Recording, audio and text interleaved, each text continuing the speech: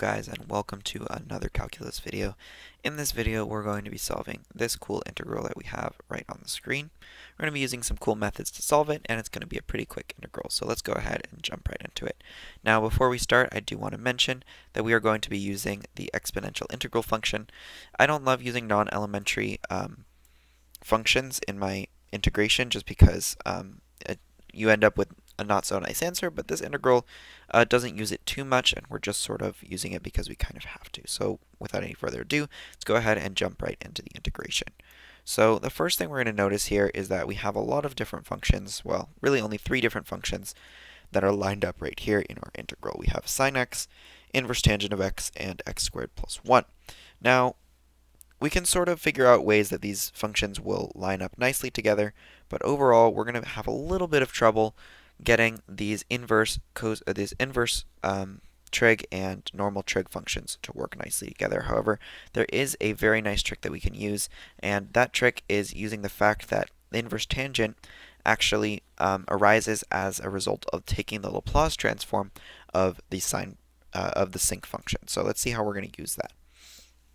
So we're going to use the fact that the Laplace transform of sine of xt over xt equals 1 over x times inverse tangent of x over s. This is relatively easy to show, just using normal integration method or normal Laplace transform methods, and we're going to be applying this in order to make this integral a lot easier to solve. So let's go ahead and jump right into it.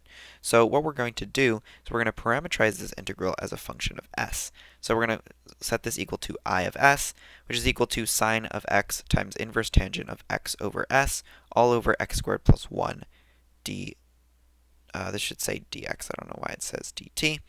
Sorry about that. And so then what we're going to do is when we take the inverse Laplace transform, something really interesting is going to happen. We're going to replace this inverse tangent of x over x with sine of xt over xt, since we're taking the inverse Laplace transform, and then we're going to be multiplying by x because this constant factor at the front here, the x, is going to get in the way. So we're going to multiply that, and that means that we're not going to have an xt on the bottom here, we're just going to have a t. So we end up with our function I of t equals the integral from 0 to infinity of sine of x times sine of xt all over t times x squared plus 1 dx. Now, in order to do this integral, we're just going to go ahead and use the sine angle addition, sine product to sum formula. We're going to end up with cosine of t minus 1x minus cosine of t plus 1x all over 2t and x squared plus 1. And now we're going to use the fact that the integral from 0 to infinity of cosine of ax times over x squared plus 1 equals pi over 2 times e to the negative absolute value of a. Usually we don't even deal with this absolute value, but we are going to have to deal with it in this case just because we're dealing with some interesting numbers here. So we're going to throw this absolute value on here, and we're going to get I of t equals pi over 4t equals times e to the negative absolute value of t minus 1 minus e to the negative t minus 1. And notice I didn't throw the absolute value here because t is always going to be greater than 0. That's the only region that we're really concerned with right now. So we need to find I of 1, our original I of s. We're looking for inverse tangent of x, right? We're looking for this original integral, and notice that s needs to be equal to 1 in order to give us that integral. So in order to get I of 1, we just have to take the Laplace transform of I of t. We need to multiply by e to the negative t. So this is going to be a little bit complicated, but we're going to get through it just using this function right here. So when we go ahead and plug it in, the first thing I'm going to do, you'll notice, is I split it from the integral from 0 to 1 and the integral from 1 to infinity, and you'll see why we have to do that in just a moment. So we're going to get pi over 4 times the integral from 0 to 1 of 1 over t times 1 over e minus 1 over e times e to the negative 2t. This just comes from simplifying this absolute value right here. Since we're between t is between 0 and 1, this inside is negative, so we're going to end up with a positive number here, so we're going to end up with a positive number in here, which is how we get this 1 over e and 1 over e times e to the negative 2t.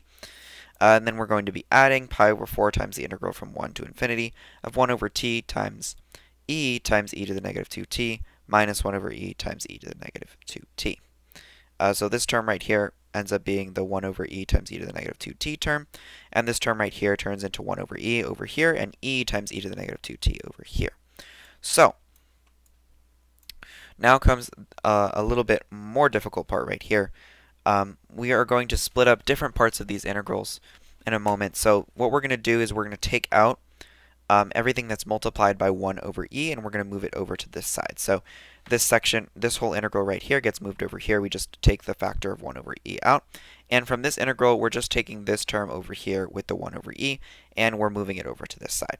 So this other integral, pi over 4 times the integral from 1 to infinity of 1 over t times e times e to the negative 2t, we're going to separate that one, and we're going to evaluate this integral separately over here. So now, for this integral over here, we're going to do integration by parts. We're going to be integrating 1 over t in both cases and differentiating our other function. And when we actually do this, we'll notice that we actually get the same exact function when we integrate and differentiate both of these functions. And so they'll just end up with this one function right here, which we integrate from 0 to infinity. And actually, interestingly enough, the part that we integrate and then we evaluate the function, both of these are going to go to 0, which is quite nice for us. And we're still left over with this pi e over 4 times the integral from 1 to infinity of e to the negative 2t over t dt. So again, we just integrated 1 over t and differentiated e to the negative 2t. Our residual terms canceled right here, and we ended up with one integral from 0 to infinity of 2 times e to the negative 2t over times ln t dt. Next, we're going to simplify all the constants, and this is what our integral looks like right now. As for the left integral, well, actually for both integrals, we're going to go ahead and do u equals 2t.